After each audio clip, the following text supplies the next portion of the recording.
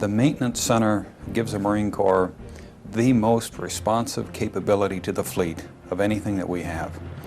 It's also the center, the actual core of the regeneration and reconstitution requirements for the Marine Corps. That's how we get ready to fight after a major fight. Theory of constraints gave us an opportunity, a structure, if you will, to maximize the potential of the employees. We had the potential there all the time. We just perhaps didn't have the right structure to reach out and find it. Idea fundamental to theory of constraints is every organization is a system. And that as a system, there's going to be a weak link or a bottleneck.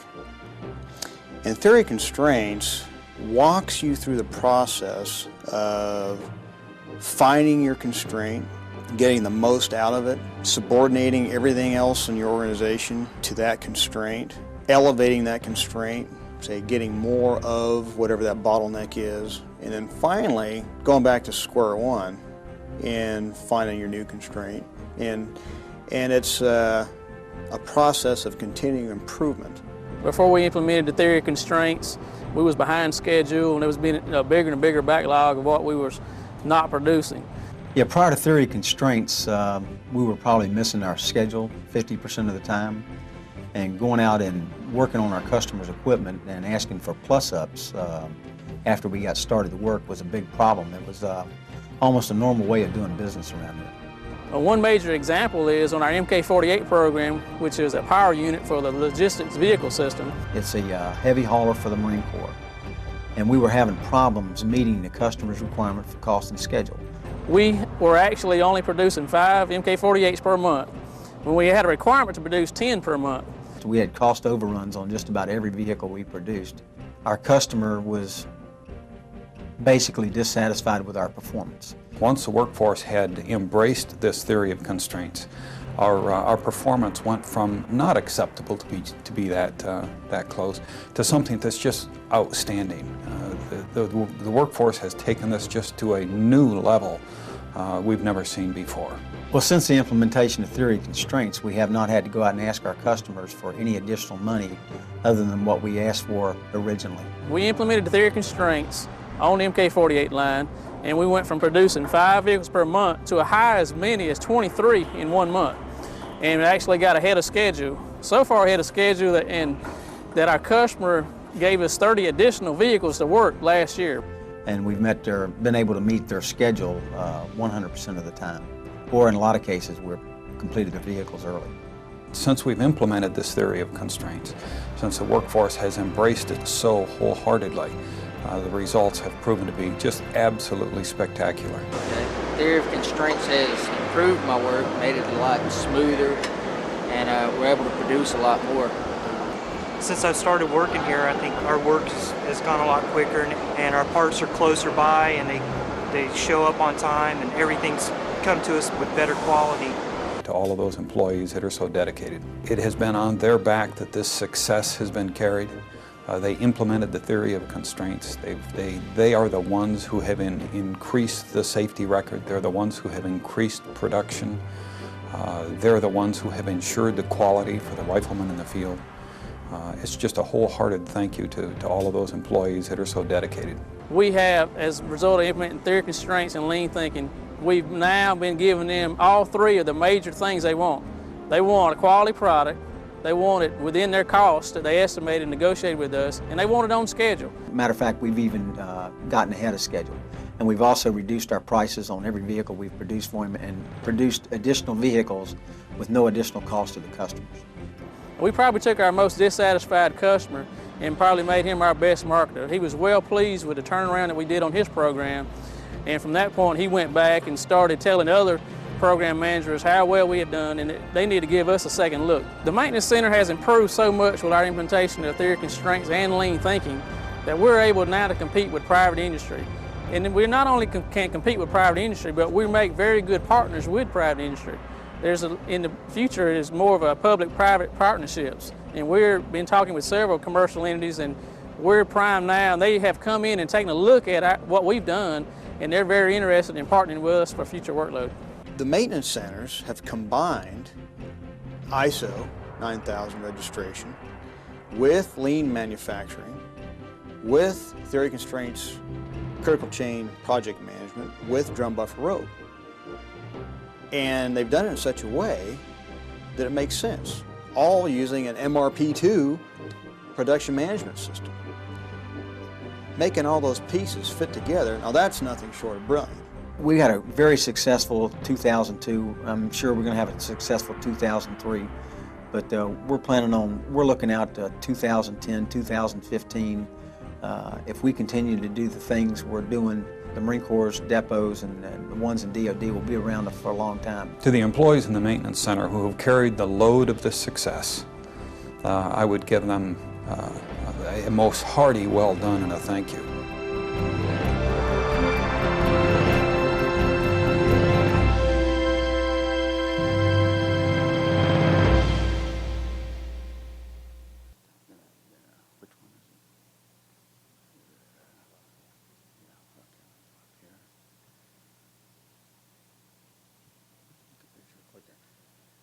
Okay, before I turn it over to Colonel Gillian, I just want to share a couple of other data points with you. In the year 2005, the Department of Defense in the United States, and you need to understand, the annual Department of Defense budget is well in excess of $500 billion, so that's over $500 billion. And within that, there's a sub-budget which is for the heavy maintenance that is done. So this is a market sector unto itself that is so large. And in 2005, they awarded the first annual Robert Mason Award, which is awarded to the best depot within that market. And the Maintenance Center at Albany was the first recipient in 2005. Then again in 2007, they were again selected as the best depot in the Department of Defense. And I have it from a very reliable source. In the year 2008, another depot that is very heavily using TOC is going to get the award. And we should be hearing that announced in the next day or so. So let me turn it over to Colonel Gilliam.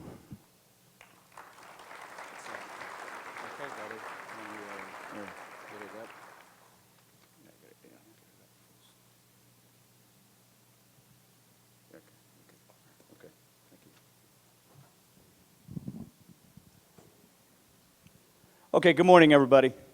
What an awesome video. I'll tell you, I'm the luckiest man, the luckiest Marine in this great country of ours, and that's a fact. I have the distinct privilege, the distinct honor, in fact, to command the almost 1,800 Marines and civilian Marines at Maintenance Center Albany. And I was given that privilege a year and a half ago, in June of 2007. I'll tell you, I hit the ground there in Albany, Georgia, and I haven't slowed down since. It's an absolutely phenomenal place. I was going to say to work, but I'll tell you, it's not work. It's not work when you enjoy doing what you do. It's not work when it's so easy to be enthusiastic and motivated at what you do every day, because that enthusiasm, that motivation is contagious, and it's so easy to pick up from the very people that Mr. Burt Black represents. The 1,750 plus civilian Marines that are making it happen every single day at Maintenance Center Albany. Every single day, these headlines throughout the world and in our news media on what is going on in Iraq, Afghanistan, and other places of challenge throughout our world.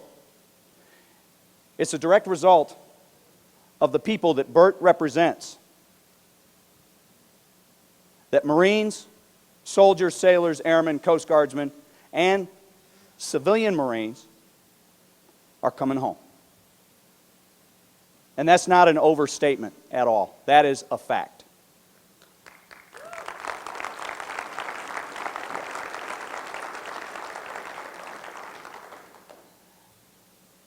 What I've got up there for you right now is just a little brief agenda of what we're going to talk about this morning. Before I get to that point, however, I just need to clarify a couple points that were made a few moments ago. First off, Gary mentioned earlier talking about Delta and talking about the Marines in the audience. Well, there's several other Marines in the audience. They're just incognito. They're in civilian attire right now. You may be sitting next to one. You don't even know it. All right, so I'm just fair warning. All right. And talk about rednecks. That was mentioned earlier today. I'll tell you. You know where Albany, Georgia is located? That's southwest Georgia. All right, southwest Georgia. Now, I'm not going to call anybody that I work with a redneck. But I happen to have the honor of working side by side with a lot of people that love to hunt, fish. They've been mechanicking all their lives. They've been farming all their lives. Again, I'm not going to call anybody a redneck. But I'll tell you, they believe in what they do every day. So if you take one thing away from this talk today, out of the example of sustaining excellence, sustaining production excellence, understand that it really is about the people that I'm privileged to work with every day in this facility that you see up there. In the top of that picture, you see our 1-mile oval test track, where we test all of our ground vehicles, our tracked and wheeled vehicles, prior to selling them back to the Fleet Marine Force. In the lower right, you see almost a 4 million gallon test pond, a float pond, where we take our amphibious assault vehicles, our light armored vehicles, and test them following maintenance to make sure that they're going to do the job that they are supposed to do when they get out into the fleet. And then the big facility, kind of down in the lower left part, that's where I live. That's where I work. That's where I have fun. That's why I have the privilege to get out and lead. To get out and lead by being with the very people that Bert represents. Learning about the people, learning what their wants are, serving those people that I'm privileged to lead. Maintenance Center Albany belongs to Marine Corps Logistics Command, commanded by Major General Willie Williams. The 3 primary bullets that I'd like you to take away from this part here, just to give you a sense of what Marine Corps Logistics Command represents, are noted in red. The operational logistics solution provider for the Marine Corps. Everywhere there is a Marine today, there is some aspect of Marine Corps Logistics Command supporting that Marine, that chaplain, that doctor, that Navy corpsman. Everywhere there's a focus on that warfighter, that Marine that's currently driving those vehicles that our civilian Marines have their fingerprints on, their sweat, their handprints, and that's not lost on them, let me assure you. Everywhere, Marine Corps Logistics Command focus is making sure that that warfighter is equipped with the integrated solutions to do their job. And finally, Marine Corps Logistics Command is here to enhance the Marine Corps' ability to execute at the direction of the President of the United States any mission we're called to do. It really is all about the people. These are the people that I'm talking about. These are the people that get it done every single day. And you know, as long as I talk, as long as I live and breathe, I'm going to talk about the privilege of leading, not just Marines, but civilian Marines. You only see a handful of uniforms in that picture. What you see in the people there, they're wearing jeans, coveralls, polo shirts, khakis, paint suits, you name it. They're the ones that are making it happen every day. Now let me talk about some of the statistics in that chart. We currently have, and actually this chart is somewhat dated because we had to get the brief into the TOC conference a while back. Currently on board in our command, we have 1,790 civilian Marines and Marines. There's only 10 Marines in that group. The rest are all, as you see there, broken down between contractors. We're partnered with DS2, a subsidiary of Lockheed Martin, providing contractor support, and then temporary term and both permanent civilian Marines. Now on the right-hand side, you see our growth in personnel. Our growth since the 2001 time frame, back when Colonel Steve Foreman had the privilege of command. 774 personnel, now we're sitting topping 1,790 people. With that comes challenges. And we're going to talk to some of those challenges, not just with the sustainment of theory of constraints, but facilities. My gosh, that command, those facilities I showed you the picture of a few moments ago, they weren't made to sustain 1,790 people. Head facilities, restrooms. I mean, just let's talk basic, very basics of human needs. Those are things that take up a fairly large portion of, if not my day, you know, the day of our facilities engineers, our facilities managers, things like that. And I could go on about that, but there's unintended consequences with growth. There's also huge personal satisfaction in what we're accomplishing with that increase in personnel. I can promise you this, we would not have been able to increase to such significant extent without a recognition in industry, a recognition in the Department of Defense that we, Maintenance Center Albany, was providing value to the warfighter, providing a product on time, within cost, and high quality. I can promise you that. A little background on our command. We're very versatile, and capable. 400 different lines of principal items that are overhauled at any given time in our command. We're not only serving the needs of the Marine Corps, we've got other non-traditional customers in terms of the National Guard Bureau, private industry. We're partnered with DRS Corporation to support the U.S. Air Force in their tonner baggage handler. The Federal Bureau of Investigation, the hostage rescue vehicles. That looks like a light armored vehicle in the lower left-hand corner of that picture.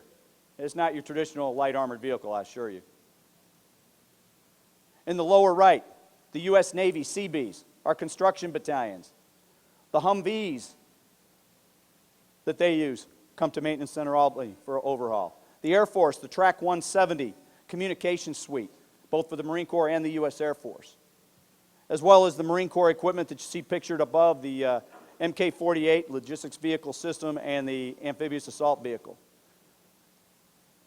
The Foreign Military Assistance, the U.S. Army, Homeland Security, all non-traditional customers that we're not going out to market ourselves. They are coming to us. They are coming to us to ask us to get it done for them. All of that started to turn around for those people to come to us back when these three gentlemen that are seated right here were actually working and trying to make a difference and trying to recognize that there was a need for change to make things happen. With that, and no surprise really, the increase in revenue. Now the chart, again, somewhat dated, that $331 million for fiscal year 08. We actually topped out at $352 million at the end of the fiscal year.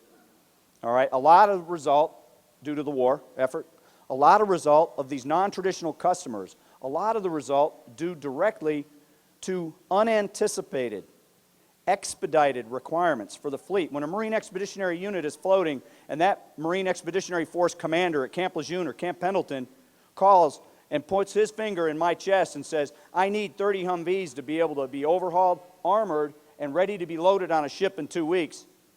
That's a pretty simple equation. Colonel, Lieutenant General. I say, yes, sir, and we make it happen. That's a fact. But I'm going to turn this over to Lieutenant Colonel Don Humpert in just one moment. But let me tell you just one piece of information that I think is unique to Maintenance Center Albany. Colonel Steve Foreman spent his entire career in the Marine Corps, with the exception of his time at Marine Corps Logistics Command and Maintenance Center Albany, as an aircraft maintenance officer.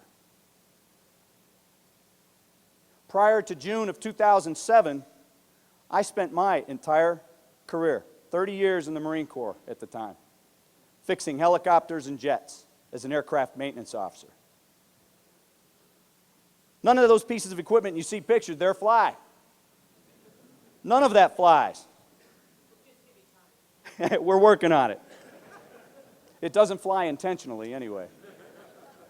Well, I will tell you, the Marine Corps has made a conscious decision over the last several years to put people that have an experience with depot level maintenance, experience with quality, And I will tell you, and you're going to hear this theme throughout this talk, I will tell you, experience with leading by serving the needs of those you lead.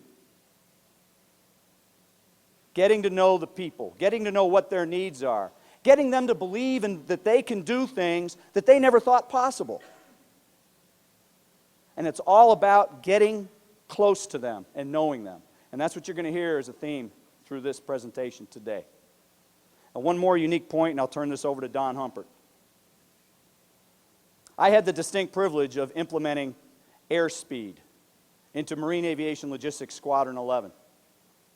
I was the commanding officer back in 2004 when we implemented the Naval Aviation's approach to an integrated solution to provide continuous process improvement tools in the squadrons. Theory of constraints, lean thinking, Six Sigma, all roped into one. At the time, I'm thinking, well, this is going to be challenging. This is a lot to implement at one time. Fast forward to 2007, and I check into Maintenance Center Albany and find out that they have been using the theory of constraints since 2001. And they had some elements of lean thinking, the 6S or 5S, you know, the housekeeping aspect of lean. And they were good at it. We are only now, today, my contribution with Maintenance Center Albany has been to aggressively pursue integrating. And a discussion I had with Ellie Goldrat yesterday, it is integrated, lean thinking, and theory of constraints. It's a natural marriage of those tools that we have at our disposal. And so, in fact, I've got the majority of my managers this week going through Greenbelt training at Maintenance Center Albany. So that's kind of where we're at currently today. Now I'm going to speed back into history a little bit. I'm going to turn this over to Lieutenant Colonel Don Humpert, who's going to talk to you about change, the recognition of the need for change, and then Colonel Steve Foreman will tell you what he saw when he arrived. Strap into your seats, ladies and gentlemen, because this is an awesome, awesome story. Thanks, man. Yeah, that was me. You may not recognize me with, I have a little bit less hair than I did then, but my youngest daughter keeps teasing me every time I go on camera, I lose more hair. Oh well, I'll live with it. Okay, so who the heck am I? And why am I talking here? I was an action officer. An action officer is a guy that gets picked to make sure that things get done, okay? I was at the headquarters level. Major General Lott, you saw him on the video there. I taught him everything he knew about TOC. Well, maybe not everything, but I did have to give him a brief every month, okay? And I was in a great position to watch an implementation all the way from the highest level down to the artisan level, working in the maintenance center, figuring things out. Okay, that's what I'm going to talk about. The last two bullets, I'm going to reverse the order, no problem. All right, I was very fortunate. I was very fortunate to show up in an organization that had evolved and refined over 50 years into the ultimate government organization. Okay? It was an ideal laboratory for dysfunction. And coming there as an operations analyst, it's like, oh wow, what a bunch of great low-hanging fruit. As an OR analyst, they said, okay, well, we've got this other project we're looking at taking on, and you can be the snake oil detector, okay? And so that was kind of how I got my foot in the door. It's like, holy smokes, this stuff makes sense, it works. I think we'll just do this instead. Saved me a lot of problems. Okay, so this is the enterprise level. Beyond maintenance, Logistics Command is responsible for supply chain management for the Marine Corps, in stores, storage, pre-positioning. So it was a lot of activity in this enterprise. What about in the maintenance center? I can see, shock and surprise here, cost overrun, schedule slippage, yada, yada, yada, yada. Okay, I'm preaching to the choir here, no surprises. And that's kind of how business had been done. So what was the impetus for change? BRAC. And that stands for Base Realignment Enclosure Commission. Okay, let me just distill down the essential components from that. Base, closure, okay? And we got the word, okay, the next round of BRAC is coming around, and DOD is looking for, to get rid of all that excess capacity. So they may close a depot or two. And now it's not just dissatisfied customers. It's, gosh, our very livelihoods. Okay, so what are we going to do about this? Well, okay, in TOC you got the three fundamental questions, right? What to change to, how to cause the change. Well, we hadn't been exposed to TOC at that time yet, so we had our own questions. The first one was, what the heck are you guys doing down there? My gosh, this is not working, it's unsatisfactory. And then a statement of affirmation. For God's sakes, do something. Okay, great, what are we going to do? Okay, activate the business process improvement plan. What's that? Okay, let's see, check the suggestion box here. Damn it. Okay.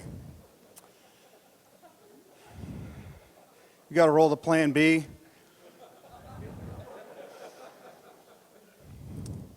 It's like, okay, well, let's see. What's he doing over there? Yeah, I don't know if you can relate to this. The first time that you go to like a really fancy dinner, and there's like 4 different kinds of forks and 3 different kinds of spoons and knives at the top of the table and stuff like that, and you're trying to figure out what the heck you're supposed to do, how you're supposed to eat. You just kind of sit there and you look at the next guy over there and go, okay. And a napkin, yeah, got that. So let's see what they're doing. So, the best of intentions. So we did a survey. We figured out we're going to do best practices. Now, okay, the Marine Corps is world-renowned as a developer of expeditionary warfare, okay? We developed amphibious warfare. First ones use helicopter in warfare. The V-22, it really rocks, I gotta tell you. But when it comes to business process improvement, okay, not so much. So, take a look around. Well, let's just try them all. Gosh. Why are we going to wait? Let's just do it now. And I'm not kidding, okay? This isn't a sample of, some things that I just went on the internet and I just kind of pulled out. Okay, these are actually the 9 business improvement initiatives, okay, that we decided to implement, all in the same year.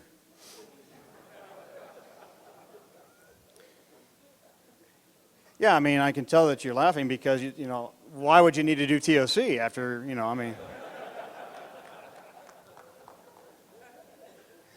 Yeah, believe it or not, it didn't fix anything.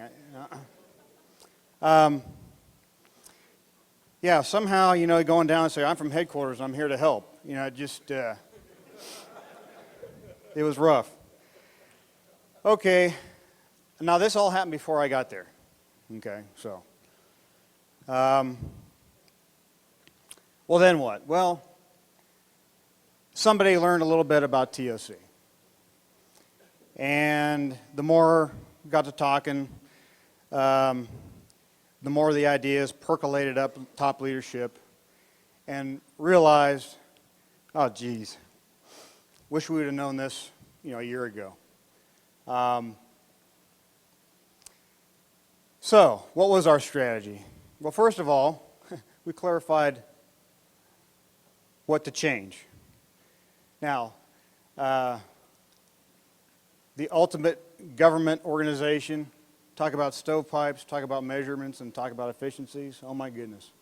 Okay, but we realized, especially with the maintenance center, it's got to be about scheduling. It's got to be about production. Okay, and what do we change to? Well, we figured out what the goal is. It's readiness. Readiness is what we produce. That's what we produced. Readiness per dollar per time. Okay, but readiness, that was the goal. How are we going to do that? Well, we've heard a discussion. Are you about project management or are you about production management? What are you? We had the same kind of brainstorming, trying to figure that out, and then use a little bit of logic and figure, you know, we got both. Every primary end item that comes into the maintenance center is really a project. But then all those parts that get taken off, get sent back to the back shops, that's production. So we figured out how to combine them.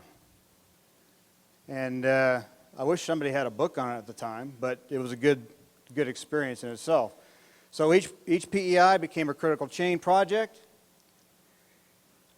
and all the back shops were on drum buffer rope. How do we do it? We picked a pilot, the MK48 that you saw in the film. We decided, okay, we're going to pick this major end item. Every back shop that touches it, we're going to do drum buffer rope in. Then we're going to do another end item, and then more back shops until we get them all.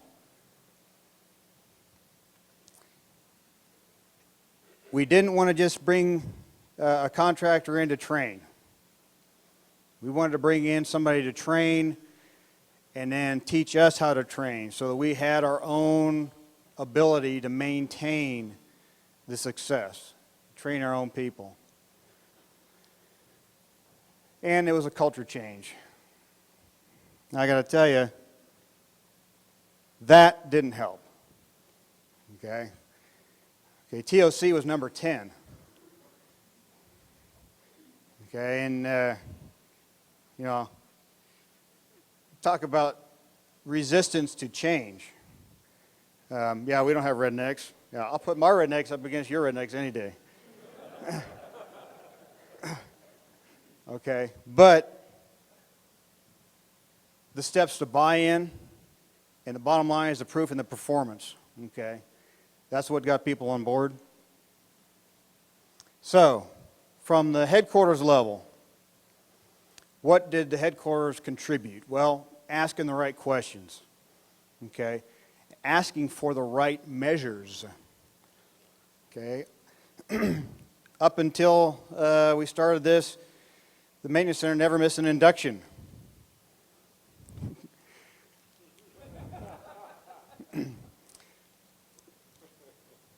Up until we started this, and even throughout, I got to say, it's still a challenge within DoD. What's the prime measure of performance? Direct labor hours? I can make labor hours without producing any more trucks. I just work on Sunday. Okay, so asking the right questions. And then providing resources. I mean, it wasn't just, yeah, go ahead and give it a shot, try it, see what happens. It was true understanding in key positions in top management, truly understanding what the impact of this meant, and then providing funding and staff support, me, okay, and some others, okay, but saying, you know what, we're going to really track this. We're going to track this full time. I want monthly briefs. I want to know how we're doing. I want to get the word out. I want to participate in conferences, et cetera, et cetera, et cetera, okay. Truly understanding what it's about. Now, you can go into this thinking that this is a process improvement initiative. I call it leadership. Okay, it's leadership is that's what it's about. Leadership from the top, but more importantly, right down where the rubber met the road in the maintenance center. With that, I'm going to introduce you to the leader that made it happen then. Steve?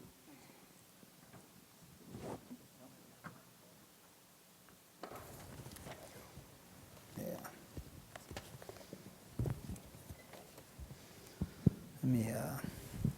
this thing on? Okay. Everybody can hear? Easiest job I've ever had in my life. Seriously, it really was. Mr. Goret, you got some great tools out there with theory constraints.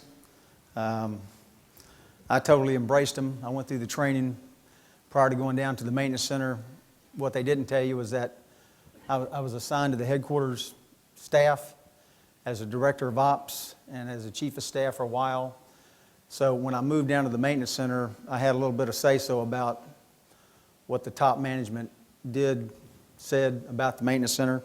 Also on a note, Mr. Walsh, Danny Walsh, mentioned that Albany got the Mason Award, I think in 2005, 2007.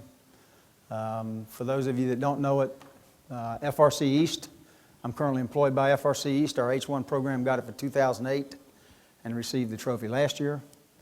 And a lot of it was because of things that we brought from Vector Strategies, helping us with the implementation of theory constraints, and a lot of things that I learned down in Albany, Georgia. But prior to moving down to the maintenance center, like I said, I was at the headquarters section. I didn't really know anything about theory constraints, but I went through the Jonah training with Danny and his folks from Vector, and also had read the book, The Goal, had saw the movie, The Goal, and something just clicked. I mean, it really did. You know, the purpose of any business is to make money, and say what you want about these depots out there. When somebody out there tells you that the purpose of those depots is not to make money, it's like they don't really understand the concept of what it's all about out there, because it's a business just like in private industry. You know, we might not want to make a whole lot of money, but we at least have to break even. And that's what I set out to do in Albany, Georgia. I got a few notes. I can't believe my name is being mentioned with transformational leadership. Like I said, it was probably, I spent 33 years in the Marine Corps, my last 3 in Albany, Georgia. And my time in Albany, Georgia, I feel like was the easiest job I've ever had. And the reason I say it's the easiest job I've ever had, because I was used to doing things, and everywhere I go, I try to empower the people. And if you empower the people to use the tools like you have in place, it makes your job so easy. And that's why I said, like Colonel Gillen said, that it's not work. It's an actual pleasure to come to work or to go to where you're going to hang out for at least 8 to 10 hours. And when you can get 735 and now 17 or 1,800 people feeling exactly like that, you can make some great things happen.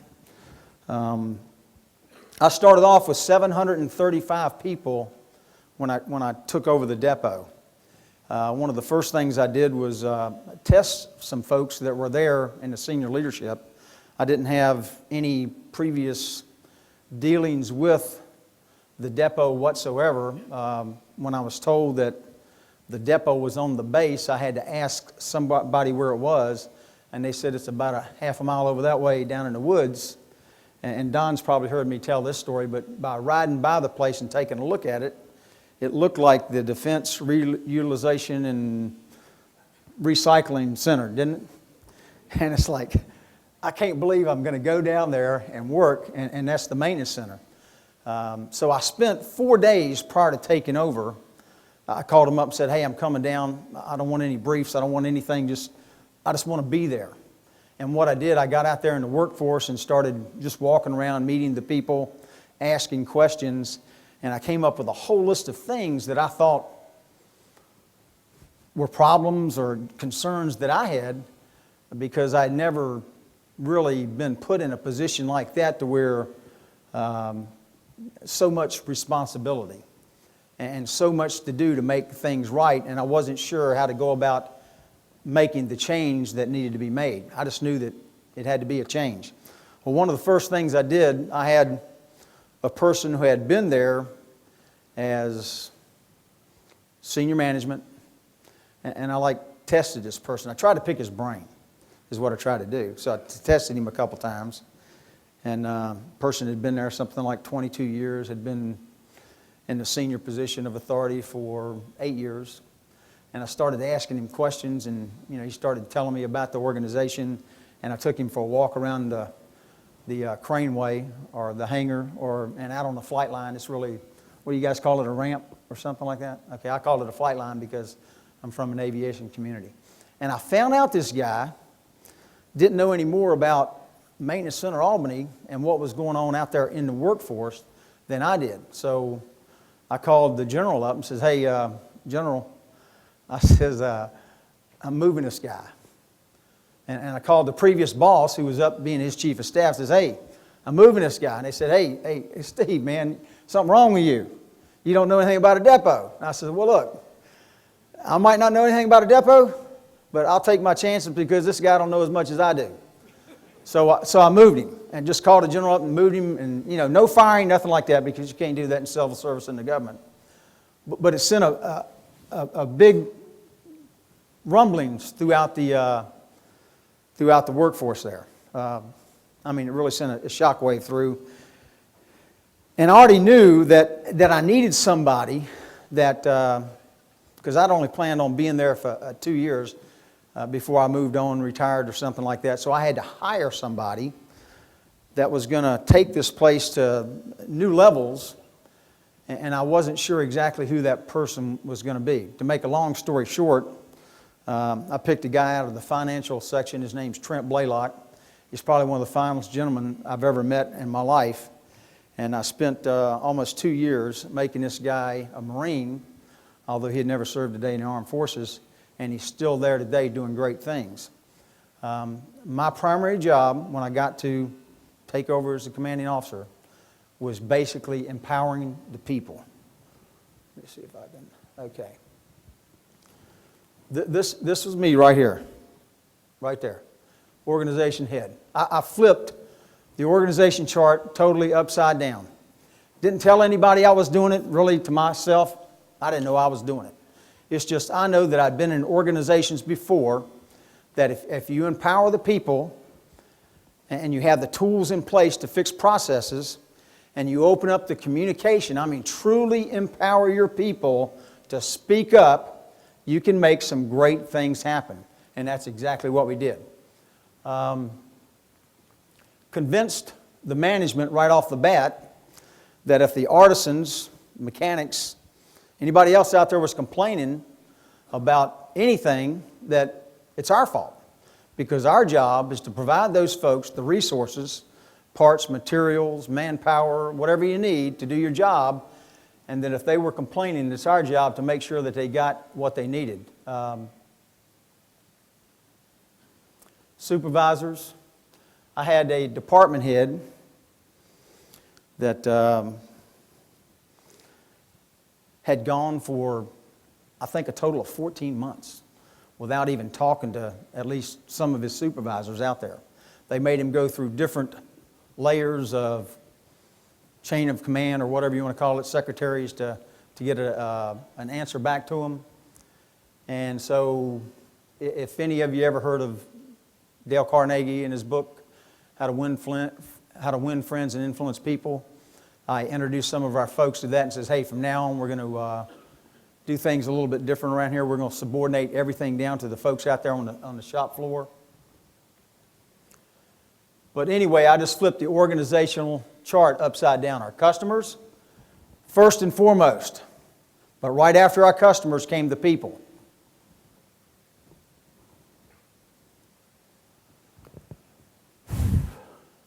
MK-48 story, you've already pretty much heard that. The stats on this was we had a Lieutenant Colonel Tom, somebody that had been dissatisfied for several years. We weren't getting the products out on time. I think you'll see a chart in here that says we started off with an average of 167 days. The CNA analysis really showed it was 187 days we were averaging getting those dragon wagons or MK-48s out the door.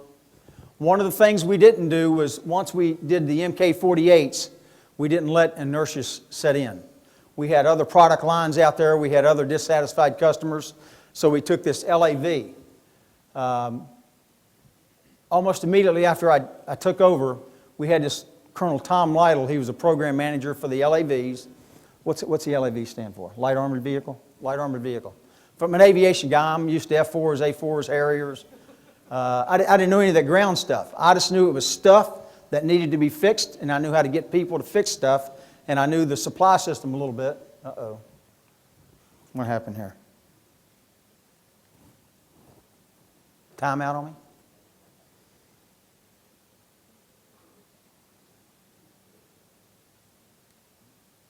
Where's Danny? Everybody's got a copy of this brief, right? Anyway, we had this program manager, Colonel Tom Lytle. He was down seeing Major General Paul Lee to basically pull the LAV work out of the depot because of cost overruns, not meeting schedules, quality was not all that good. And to make a long story short there, I asked this guy, we were both colonels together, I said, hey, give me 6 months. And then if we can't turn this program around, you come down and you know I'll help you pull this stuff out of the depot, and you can take your stuff somewhere else. Anniston, another Army depot, or somewhere else, GE, get your stuff fixed. But to make a long story short there, within a couple months of implementing theory constraints on our LAV line, our turnaround time, repair cycle time had almost cut in half. And oh, by the way, the labor hours we're expending against the products to get them out the door dropped also. And we were putting out a better quality product. One of the things on this MK48 that you'll see on some charts, if we ever get the slides back up, is when we started theory constraints in 2001, for that year we averaged 98 days as compared to 187 days prior. But in that 98 days was 6 months of non-TOC work. And the very next year, we averaged 53 days per vehicle. And our workload standard hours dropped from about 1,500 to down around 800 or 900 hours. We had a couple hiccups where we found problems out there on vehicles that the fleet had not identified. The articulation hitch that hooks onto this MK48 on the back, they got a hitch, and the trailer's hooked there. We had a problem with that. And we fixed that, incorporated it in our critical chain. That year also, the new fiscal year, we were supposed to be installing the anti-lock braking system. We already had the kits there, but we were waiting on funding from the PMA to go ahead and implement those. Make a long story short there, I contacted the program manager, says, hey, look, we got these kits here. The fleet needs this brake system put in. We don't need any money from you. Don't want any plus-ups, nothing like that. We just want to go ahead and incorporate this in our critical chain and get that work out the door, and we did that. Continuous communication, like I said, empowering the workforce, letting those guys know what we want to do. The critical chain, as soon as we did the MK48 and the LAV, we moved on, we came up with a plan, and we implemented, I think it was like an additional 22 lines. Every line that we implemented on theory constraints, we got at least a 50% reduction in cycle time, and the hours came down, the quality went up, and oh, by the way, we started making money. This place had been in service for more than 50 years at the time, had never made a dime. The previous fiscal year, I think at the end of the fiscal year, they asked the program managers for an additional $20 million to bring them out of the red. The entire time I was there, and I don't think they've done it today, we have not asked for a single plus-up, not a one. We closed out that first fiscal year in the black. The next fiscal year, we had a budget of about $105 million. We actually had, I think we made something like $27 million bucks. And I talked to the headquarters folks, and like I said, I was previously up there. I started telling these folks before the fiscal year closed out, when they said, well, how much money are you going to need at the end of the year? I said, hey, your biggest problem because of what we've done down there with theory constraints and subsequently some lean principles, 5S, 6S, is that you're going to find that you got excess money and you're going to have to find something to do with it. And it was to the tune of about $27 million bucks. So what we did do, we went out and got some extra work. But let me back up here real quick. Critical chain project management. You know, the way we did that is just textbook. Exactly like Mr. Golrat Danny, everybody taught us to do. You bring the artisans, the production divisions down. You go through all the processes. You know, you ask them how long it takes. You cut the safety time in half. You add your buffer to the end. We got so good at developing critical chains that we had our marketing section up at the headquarters go out and bring in additional work. And we gave them down to, you know, a plus or minus of a week of exactly when we could get their products out to the door, and we lived up to that. Drum buffer rope effort, about 9 months into the theory of constraints, critical chain project management, we knew that somehow we had to control the work that went to the back shops. These guys were used to batching everything, no level loading. They'd get to the end of the quarter and they'd want to induct everything because they had funding documents. But using drum buffer rope, we came up with a plan to restrict the workload to the workforce. And you talking about sending a shockwave to some of those supervisors and artisans out there when you go from letting them have 30, 60, 90 days worth of work sitting in their shop to, oh, by the way, here's 1 day's worth of work, and you have to complete that today. Because if you don't complete it today, you know, something's going to happen to you. But we're only going to give you enough to make sure that we have it lines up with the schedule and to meet the schedule to get our products out the door. Throughput focus, I can't say anything more about throughput than if you concentrate on throughput in any business, truly throughput, and you meet the cost, schedule, and quality that you negotiate with your customers, you're going to have a great organization and you're going to make money. And we proved exactly that. Don Humpert mentioned readiness to me. Back then, I didn't even talk about readiness. I just talked about throughput after, you know, reading the book and studying and watching a movie. It's like there is nothing more important to this organization than getting products out the door, throughput. But when I'm talking about throughput, you got to meet the cost, schedule, quality of what your customers need. Financial results. The deputy that I ended up hiring, this guy Trent Blaylock I told you about, he was a previous, you know, comptroller. We couldn't wait till our financials came in, you know, that month because we knew we were going to make millions of dollars. We just weren't sure how many millions it was. And it just got so that, you know, we would take the information that we had, the TOC reports, lessons learned. We came up almost immediately with a brief that we started telling our program managers that had been disgruntled for a number of years of what we were doing using primarily theory of constraints and the 6S programs of how we have gotten so good about predicting when your products are going to come out. We actually brought program managers down there, emailing them, calling them up on the phone, hey, come see what's happening. A lot of times before, those guys would have to schedule an appointment three or 4 weeks in advance to just get in there to take a tour of their facility to see how their parts were being fixed. We changed all that. We made it an open door policy. Called them all up and says, hey guys, you want to see what's happening to your products? You come down, no advance notice, nothing like that. You just show up and we'll take you on a tour. And also I said, hey, if you want to come down on the weekends, a Saturday or Sunday, here's my phone number, here's my email, call me and I'll meet you there. Now, not many of them did that in the beginning, but later on some of them came down to see what we did. But we ended up having to go out and sell to bring our customers back to us. Okay.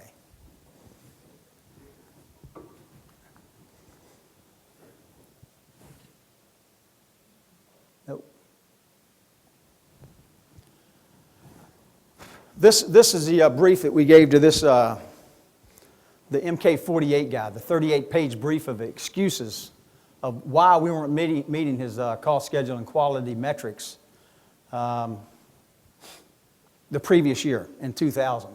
He came back down in 2001. I think we gave him a one-page brief with some of the high-level metrics on how many items we had, how many vehicles we'd gotten out the door. Yeah, here's the 98 I talked about. That included 6 months of non-TOC time. When we went to theory constraints, the first full year right there, you can see 53 days for that MK48. Over here is where I was talking about these outliers right here, is where we added in the articulation hitch and the ABS brake system, and basically did all that for free. And once we got that fixed, it evened out too. You can see the days there. Costs came down, one of the lowest labor rates in all of DOD.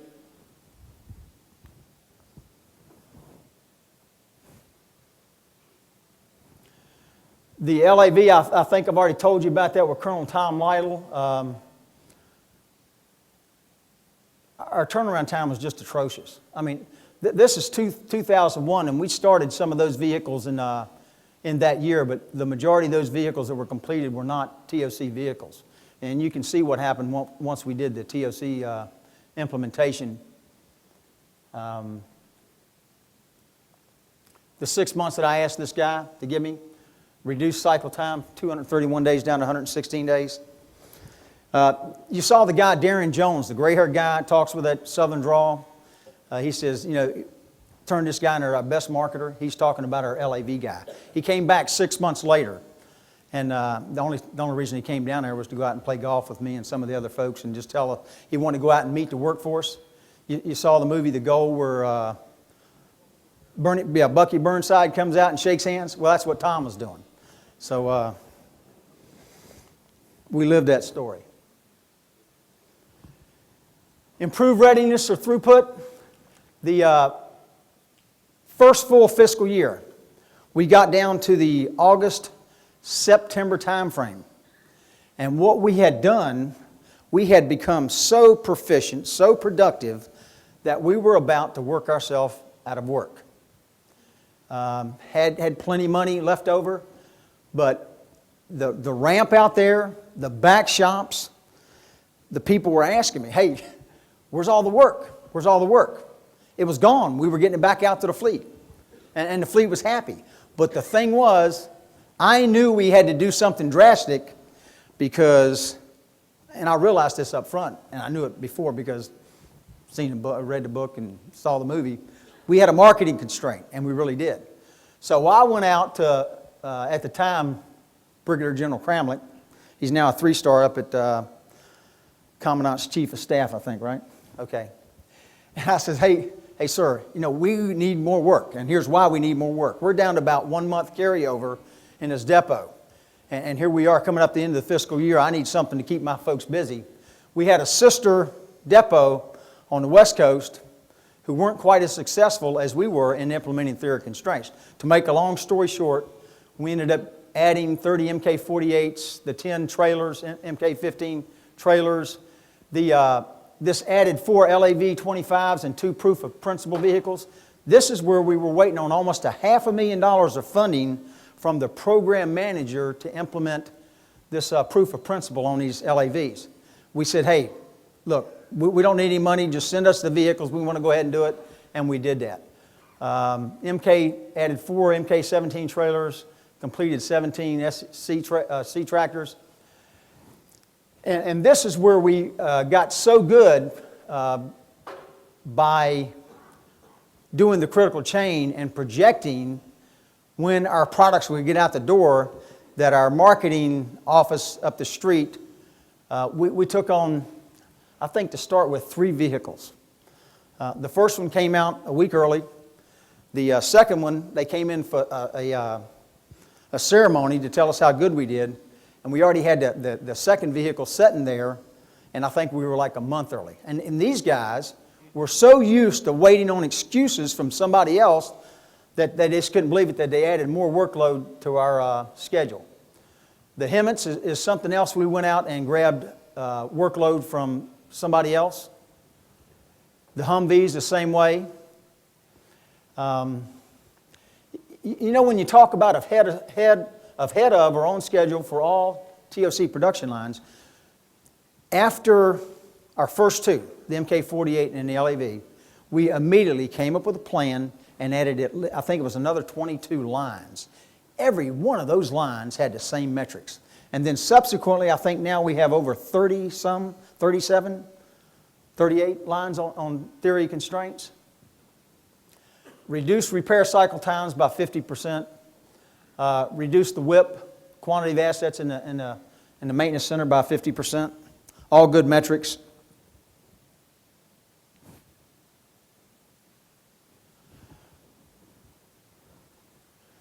Now, spread the message of success, and this is talking about how you get buy-in from the workforce. I told you I got down there about 4 days prior to taking over the commander, and I came up with some concerns, some problems.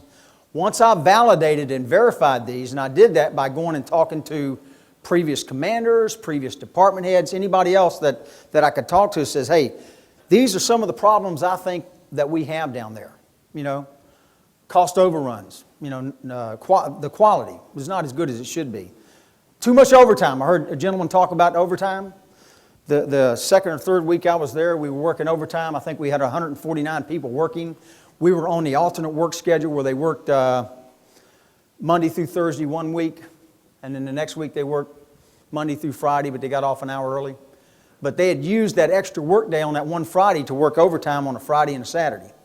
Well, I came in on a Friday morning, and we had 149 people there working, and they didn't have the right folks there. We'd already told them that, hey, you can't get parts because we're going to shut down and we're going to inventory the warehouse.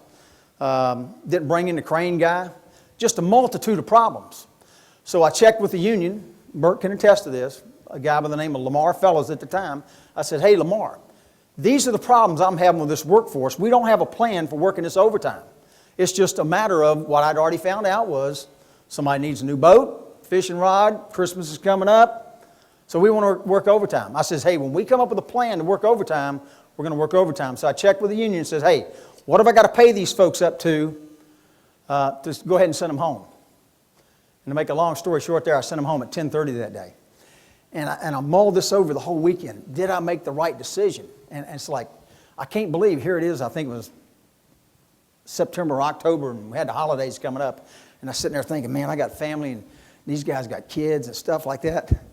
And I thought, maybe I made the wrong decision. Well, I thought all weekend that I did, but once I did that, there were more phone calls going out of that depot about what had happened because they didn't think that anybody would ever come in there and do that. But I saw it as if the purpose of any business is to make money, then you have to do smart things to make sure that you make money.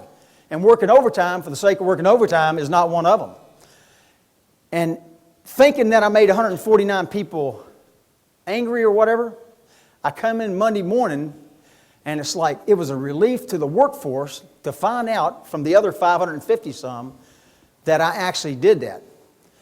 And from that point on, if we wanted to work overtime, we came up with a plan of exactly what we're going to work, why we're going to work it. We're going to have the right resources there. And to this day, I think it's the same thing, right? Okay. But anyway, that sent a shockwave through, and it's another way that I got a little bit of buy-in to change. Union representative, everybody out there knows why unions are formed, right? Because management is messing over their people. I think it was a Thursday, the week I got there. I got the union president, chief steward, I think. You might have been the sergeant in arms back then. 15 or 20 of them in a room. And I didn't have anybody else, none of my department heads, my deputy or anybody like that. I just wanted to have a meeting with them. And I called them in, set them down, and I said, hey guys, Colonel Steve Foreman here. Just want to let you know, putting you out of business.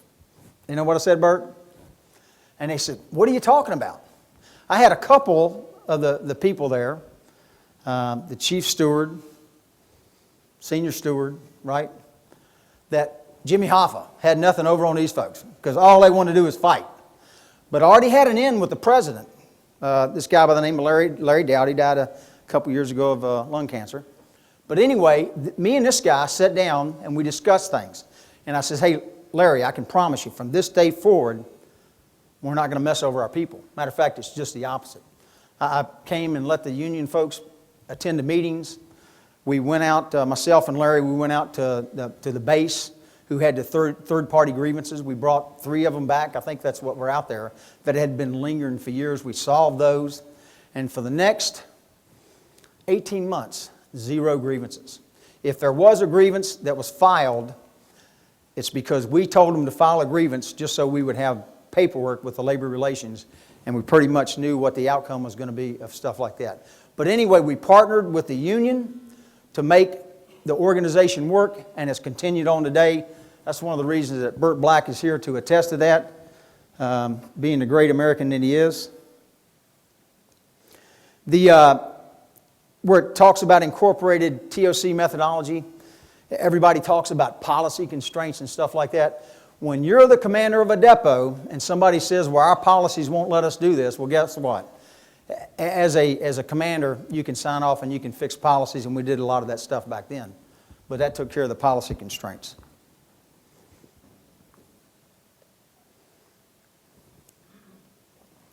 I'll tell you a little bit about our lean implementation. They wanted to give me $1.5 million to start incorporating lean thinking. I went with Major General Lee and somebody else up to Lockheed Martin and saw what they had done with lean thinking. Then we went over to Warner Robins and saw what they were doing at the Air Force facility there. And this lean thinking, to me, this 5S, 6S, whichever one you want to use, was a big cleanup and an organization. And I talked to some of the artisans out there, you know, aside from the contractors who were trying to get on our payroll to get this $1.5 million, which I turned down, to come in and help us implement lean thinking. When I turned that money down, they thought I was crazy. But what I saw, the places I went, was that, yeah, they had implemented lean thinking, 5S, 6S, but as soon as the contractors walked away, guess what, folks? It went back to the way it was. So here's what we did. I worked my way into the depot up there through the military and told them exactly what I wanted to do. And here's what I ended up doing. I took 2 van loads of folks every other week. We left Albany, Georgia at 7:30. It was about an hour and a half ride up there. I would get the contractors, the military, to show us what they've done with lean thinking, 5S, 6S. I told them what I was doing. I said, we're taking notes. We're going to steal with our eyes. And we're going to go back to Albany, and we're going to incorporate ourselves. These contractors were thinking all along, this guy's crazy. We're going to end up down there on the payroll. But we did the implementation of 5S, 6S, or lean thinking, exactly like we did the theory constraints. We did a pilot, then we did another pilot. We saw that it was going to work. We did the same thing there. We did a shop, the auto body shop, and we went over to the cable shop, got all the supervisors together, took them out there, showed them how easy this stuff works, how well lean thinking, 5S, 6S, reducing waste, works with theory constraints. And so we did our own implementation with no money whatsoever from outside sources. And I don't know whether you're getting money to do 5S, but I'm hearing things are still looking good down there. A couple of the other principles, one-piece flow. You produce one, you induct one. You stop the batching. You stop all of the bad behaviors. It's not rocket science. Create a pull system, single-piece flow, pull system. The critical chain, we got so good at that, it was almost scary. And our artisans, the ones you're talking about getting buy-in from, they had the most input to that. And so they would tell us, they wouldn't inflate their times. Throw in the safety time that everybody wants to throw in before they do the critical chain, because they're afraid that they're not going to meet whatever it is you set for them, the goal you set for them. Simplified drum buffer rope. I talked a little bit ago about restricting the workload to the back shops and make sure that they married up to the critical chain project need date, or whenever we need those parts back. Darren Jones, the guy you saw, the gray-haired guy, he came up with a plan. And what we did here to sell change was, we knew that it wouldn't impact everybody. But again, we knew that if we wanted to sell change in that depot, we had to let everybody know what we were doing. So we did that change just like we did everything else.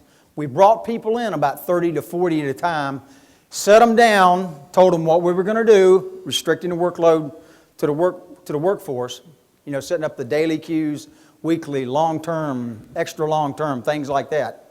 And once we went through that workforce, then we put it in place. And it really works. I had guys out there, one of the guys I'll tell you about him, Big Freddie Wilkerson. I mean, this guy was this big around, he had to have 2 stools to sit on. He fixed hydraulic pumps. He'd been fixing hydraulic pumps for years. So when I took his workload away from him, this guy, I think I broke his heart. He was fixing hydraulic pumps that I was going to need 18 months down the road. And so I had to convince him, hey Freddie, man, you got to learn to fix something else. And he did.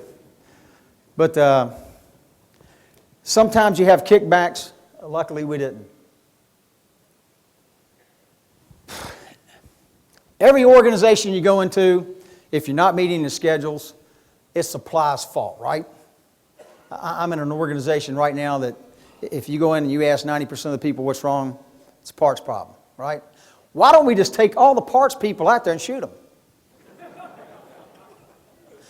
And here's what I sold the folks on.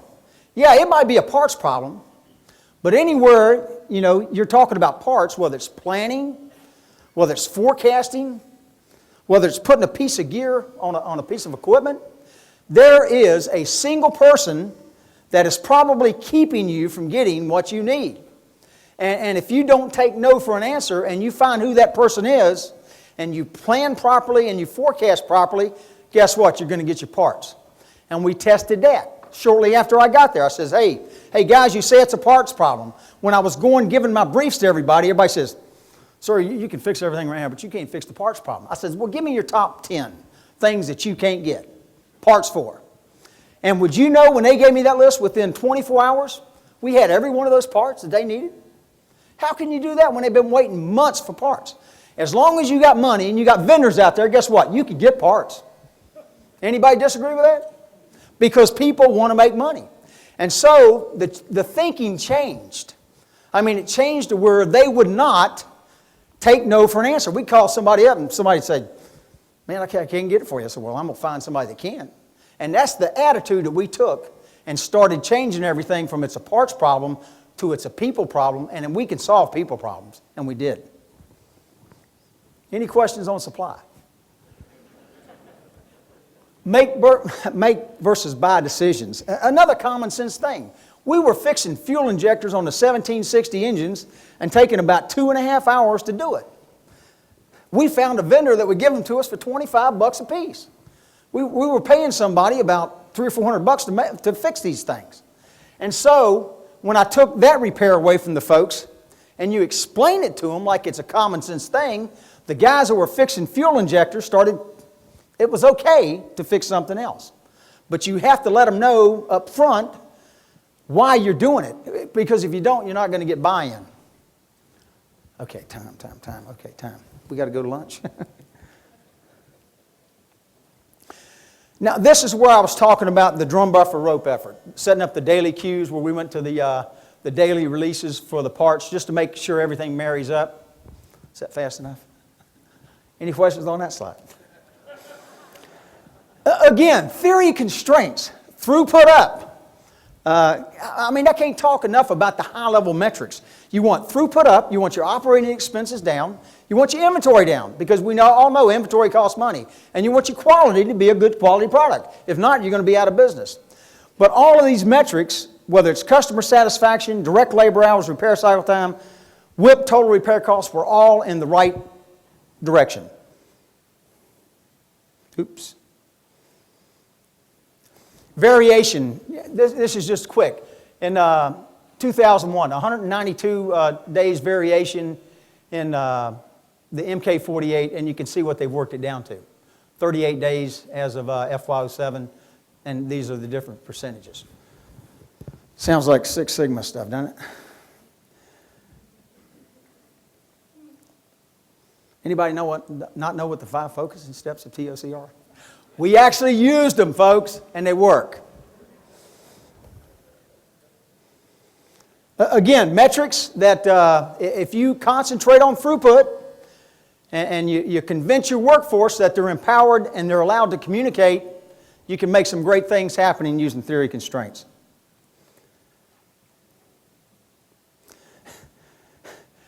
We had meetings, financial meetings, one right after another, about 3 days a week, trying to decide how we're going to get the money to fund the rest of these lines. We stopped that almost immediately. All our meetings became production-oriented.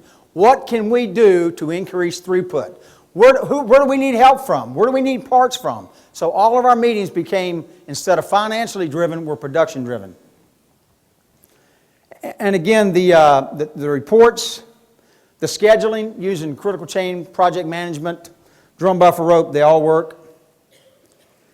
I can't say enough about communication and some of the bad behaviors like batching.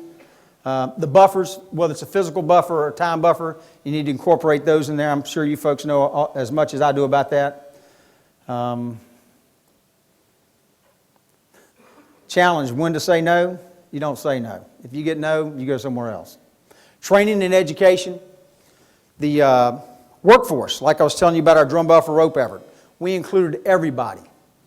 And we did the same thing for 5S and theory of constraints training. Any questions real quick? Let me turn it over to Dan Gillen. Thanks. Need this? I'm good.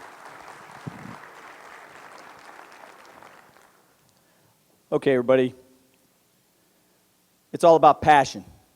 And I think you saw that in Steve Foreman's presentation. Passion about doing the right thing, making the right choices. Keeping it simple is really what it was all about then. So now here we are today. How have we managed to sustain it? How have we managed to keep this going? And how are we going to manage to keep it going into the future? That's what's critical. It's great if you get a good idea implemented, but if it leaves when that person leaves, it's just another bright idea. Gone to history. So what we've done is we continue a very disciplined process of reviewing our organization to make sure our organizational construct is relevant to our production effort, our operational effort. We've continued a very aggressive, dynamic approach at team building, conducting off-sites, professional development of our workforce, strategic planning. There should be no white space in our future calendar in terms of getting our managers, getting our supervisors, working hand in hand with our union, continuing to pursue and evolve that relationship with our union personnel to make sure that we can push this into the future. That growth in personnel I talked to earlier, that growth in personnel comes with the requirement to continue the training, to continue not just the training, you know the difference between education and training, to continue the education of understanding the underlying foundations of production, of the theory of constraints, subordinating everything to that critical production chain. We haven't been able to do this on our own, and we recognize that. We have a host of relationships established with industry, with other Department of Defense depots. We produced an improvised explosive device mine roller. This contraption that goes out in front of a truck, out on the roads of Iraq, and will detonate those roadside bombs so that those bombs do not detonate underneath the vehicle. We partnered with Joe Gibbs Racing, NASCAR, to come up with a way to fabricate axle assemblies that would separate from that roller and still allow those Marines and that convoy and that patrol to push through that ambush, to push through that kill zone and do what Marines are trained to do, which is return fire, check for their wounded, call for air, and continue with their operational mission. We've partnered with Delta Airlines. We've got, in fact, this is a good illustration of how things come full circle. Back shortly after we had implemented the theory of constraints, as the story that was relayed earlier, Gary explained to us the need to bring in theory of constraints. And they actually talked with us. And they've actually referenced us, Delta referenced us, that is, in the article, Turbo TOC, where they talked about that relationship with Maintenance Center Albany and the lessons learned and what they had to do to implement based on the 7 principles that you see noted there. So what are we doing today? Today, I will tell you that we are partnered with Delta Airlines. Delta is our mentor for the Voluntary Protection Program, where we're pursuing certification in the Voluntary Protection Program, VPP, that addresses risk management, safety, employee health in the command. They are our mentor, so that relationship continues to this day. When it comes to sustainment, I commented on the importance of our workforce, not just the training and education aspect, upgrading our software as new upgrades become available for us to continue to evolve our theory of constraints approach, our production approach. Two shining examples noted here. Our Humvee effort a year and a half ago, not quite a year and a half ago, we started producing Humvees. We hadn't done so in over 10 years. It was taking 22 days. I'm sorry, 22 Humvees a month, and it was taking over 72 days to do so. To this month, this very month, November of 2008, we're producing 85 Humvees a month, and we're doing it in approximately 23 days, depending on whether the vehicle's armored or unarmored. The M113 armored personnel carrier, you'll see an increase in the days of production. The only reason the repair cycle time increased on that vehicle is because the requirements changed on us. Because of input from our employees, from our civilian Marines to that program manager, telling them what needed to be done. I suspect probably in about the next 4 to 5 months, we'll see that cycle time start driving down, because it has. It's already started. The most important aspect of sustainment, though, is the people. Our civilian Marines that do it every day. And when we break for lunch, I would encourage you to please engage Bert Black, who represents our civilian Marines, the personnel that make this happen every day. Because it's because of them that we're able to be successful, and we're able to chart a course for success into the future. So please, engage Bert. Our market share has expanded. Boy, what a great thing for a company to say, right? Our market share expands, not just with the traditional Marine Corps effort, but with non-traditional. And we've still got people coming to us, people that we haven't even invited to us, people that we're not marketing or soliciting. They're coming to us asking us to do business, asking us to consider partnerships. Ultimately, it's all about recognizing the fact that what we do every day in that command is so critically important, because a Marine's life really, truly depends on what is done in that maintenance center. And these 4 hard chargers right here are living proof. Operative word is living. Living proof of surviving a catastrophic IED detonation under their Humvee. Now that Humvee is not the same Humvee that they were in. That door that those 4 Marines are standing next to is the door off of that Humvee that we brought back to our maintenance center to test and evaluate as we continue to evolve the armor effort. That's really who it's all about. Hoorah. With that, ladies and gentlemen, I'll conclude our presentation. I know we've run long. I would invite you to please ask us questions. It is so personally exciting to be a part of this command as we chart our future to continue to sustain the excellence that these 3 gentlemen here started, 6+ years ago. And we're charting a future to continue to evolve, as Ellie Goldrat mentioned yesterday. And with that, I'd like to thank Dr. Goldrat for the opportunity, the invitation for us to present our story, not just on the need for change, but on our sustainment effort into the future. And likewise, Danny Walsh, who has worked very closely with us in not only trying to refine a presentation that told a good story, but most importantly, told a very honest story. And I hope you've been able to take away some gems from that presentation. Thank you very much. All right. Hoorah.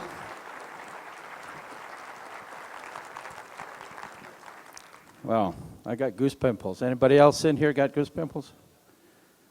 Wow. Well, We'll get an opportunity to ask some questions, but we've got one big one coming here. No question. I just want to add some things. I've heard about the implementation in your depot quite early, and the speeds that you've done it and so on. And the more I heard about the speed and about the results, I became more and more worried. Terrified. Why was I so afraid? Here there is an organization that is doing, at that time I believe that you surpassed anybody else in terms of speeds of implementing it. The only problem is they belong to an organization that is under the mentality of cutting. And that was the mentality at the time. Would you concur? Absolutely. And they have 0 salespeople. I was so terrified because what I have seen in front of my eyes is how the mandates come from the top and telling you to lay off another 200 people. That's why, directly a little bit, but mainly through Danny, I was begging, produce marketing material. Begging. And I said, the best marketing material is simply describe what you've done, nothing more. Be very honest of where you were, and be very honest and show what you've done. That's all. That's the best marketing material. But provide it in such a way that it can go around. Do you understand how happy I am now that not only that nobody was punished for doing the right things, which is usually the case, you have grown beautifully. But you've proven something else, something that nobody have believed in, definitely not me. Have you noticed who is their clients? It's not anymore the Marines. And yes, at the first amount of work that they got, is they stole it from their depot sister inside the Marine. Am I right? Yep. But that's limited. Definitely not enough to support the fantastic improvements that they've done. Fellas, I can understand they are getting more work from private sector. I can understand even to get work from the Air Force. But they've done the real impossible. They have got work from the Navy. There is nothing more that can show how good you are. Thank you very, very much.